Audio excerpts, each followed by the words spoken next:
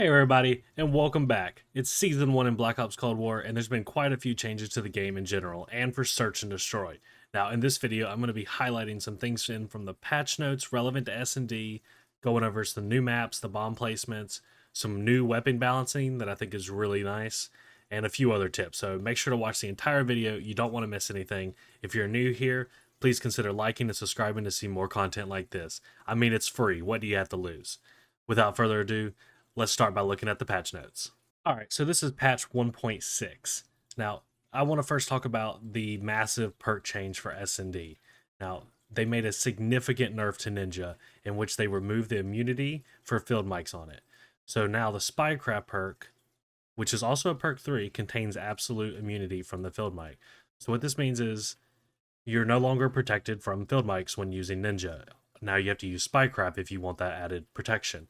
In my opinion, this is actually an incredible nerf to Ninja, and I think it's going to be really beneficial to the game, honestly, because now in perk 3, if you're running perk read, you're going to have to choose between Ninja and Ghost or Ninja and Spycraft. Now, in my opinion, I still think Ninja and Spycraft is the way to go, unless your team is feeding them UAVs. You know, they just keep dying and giving the enemy UAVs. However, there are a few things that honestly it seems okay to use to not run Spycraft if you're careful. So they actually added to the field mics that it no longer detects users who are crouch walking. Now, this is how it used to be. It's how it's always been. There's no change there. I don't know why they wrote that because that's how it was. Either way, they added though ADS walking and swimming. So when you're got a field mic down, if someone's ADS walking, you don't show up, and you don't show up in the inner circle or the outer circle. Same with swimming, you do not show up. So to me, you can get away with running Ninja and Ghost as long as you're crouch walking and ADS walking when you think there's a field mic nearby. And honestly, it might be worth it to do that instead of running Spycraft. However, I tested Spycraft. If you want to use Spycraft for the protection of field mic, it does work as intended. You can sprint, etc. It doesn't matter. You're not going to show up on the field mic, which is really nice. I also want to talk about Flak Jacket real quick. They reduced the explosive damage on it, and in conjunction, they added an increased damage on frag grenades. So, with the increased damage on frag grenades, it's going to make early spawn nades much more consistent, and which is really big for search, obviously. I've been struggling myself to get early kills with grenades because Flak Jacket is just way too strong. So, this change should improve early spawn nades. So, start chucking them again, see what you can get. They also, which is big, reduce the heal speed in stim shots. Now, the stim shots have been extremely overpowered. I tested them; they're still strong, but we're gonna have to wait to see how it plays out to see how strong they truly are. All right, so the last perk change they made that affects S&D is what they did to forward intel, which is in your perk 1 slot. Now they increased the viewable minimap area on it, which shows you on your minimap obviously a much broader range on the map. And I'm gonna show you that right now. So this is the first one. It's the normal one. Obviously, you can't even see out into the water. You can't see behind B building. And now look at this map. It's much bigger. You can see a whole lot more things. And personally, I think it can be better than tac mask. Not a lot of people are running flashbangs and stuns in Search and Destroy. They're just not. Everyone's running stims. Now that might change because of the new nerf to stims. However, for right now, I think forward intel might be a good bet to run as your second perk in perk 1. Get the increased mini map, and plus the benefits of having forward intel. Seeing what angles the enemy is looking at you from. So I think it's worth trying out. Let me know in the comments down below if y'all have tried it out and how it works for y'all. All right, so with Season 1, we got some new weapons and some gun balancing to pre-existing weapons, which is really good, and I really hope that they're going to help balance the game out even more. So with the two new weapons we got the MAC-10 SMG, which is available for free at Tier 15, and the Groza Assault Rifle, which is available for free at Tier 31 in the Battle Pass. Now, my first impressions of the MAC-10 is that it's going to be really, really strong up close. And honestly, I'm not sure any gun's going to outgun it, in that 15-meter range. That up close quarter combat is going to dominate. It has horrible range and horrible recoil, though. So there is definitely a trade-off in this. I went ahead and tested it. It is a 4-shot headshot and a 6-shot upper body, which is, it's weak, but, it shoots fast. So as long as you're accurate, you're going to tear someone up. The Groza Assault Rifle, it reminds me a lot of the FFR with better iron sights, in my opinion. The recoil is much easier to control. It is a 5-shot upper body shot, and it is a 4-shot headshot. You know, it's the same amount of bullets as the MAC-10 in the head. In my opinion, an AR should be stronger than that, but it's not.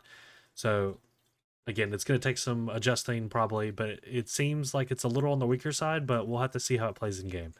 So also, they have balanced several of the other weapons. We're going to talk about the assault rifles. They've reduced the headshot multiplayers on the AK-47 and the Krig, which is pretty big in my opinion. Those are two really strong ARs. Hopefully it doesn't, make it not be able to compete. I'll have to test that out and find out.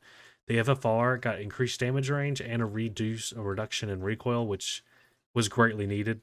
Ever since they nerfed it, this gun has been so hard to use. I think it's getting closer to being balanced. Continuing on, the submachine guns got a massive boost. The Milano and the KSP, in my opinion, really needed this, the increased effective damage range. And they actually have increased the damage ranges on the Milano from 12.7 meters to 15.4 meters. And the KSP got a boost from 11.4 meters to 15.24 meters, which, in my opinion, is really strong. Now, the Bullfrog, in my opinion, didn't need it, but it got it, so watch out for the Bullfrog. It's going to be really strong. A really big nerf is to the tactical rifles. I know we've all been begging for the tactical rifles to be nerfed. They nerfed the AUG, the M16, Type 63, all of them. They've all been nerfed. So they got a reduction in maximum effective range, fire rate, headshot multiplier.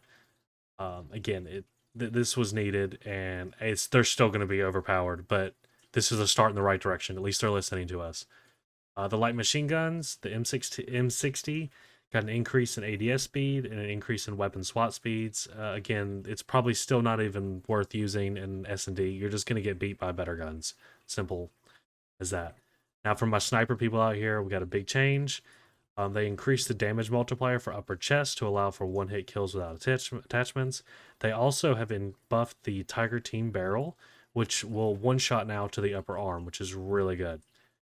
Moving on to the secondaries, the pistols, the Magnum got an increased effective damage range and increased fire rate, which is going to be really strong, honestly. These might be worth using now instead of a shotgun because the Magnum was already a 2-3 shot kill. So now with an increased fire rate and damage range, it might be more consistently 2-shot than 3. The shotgun, the Howers, got a decrease in damage range and the decreased damage range for the Task Force barrel. I know the Spaz 12 also got a decrease in damage range and fire rate, so that's going to make that gun much harder to use and a lot less spammy, which I appreciate a lot. Also, just a general change for all weapons. I don't know if you know this, but when you get shot by bullets, your character will fall backwards. He gets knocked back a little bit. And they reduce the amount of player knockback when being shot by bullet weapons.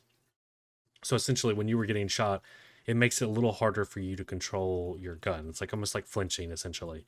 So they reduce the amount of that, so it should be a little easier to control your gun, which is very nice. Alright, so the last thing we're going to talk about in this update are the 2 new 6v6 maps we got. First off, we got the Pines. First impressions of this map, it's extremely big. It is way too big for a search map. We're going to see how it plays out, but my impressions of it at the start is this map is really going to suck. It's all indoors. Kill streaks are going to be useless. And there's just so many head glitches. There's so many little stores people can be camping in. I mean, there's like 30 stores in this place. It's massive.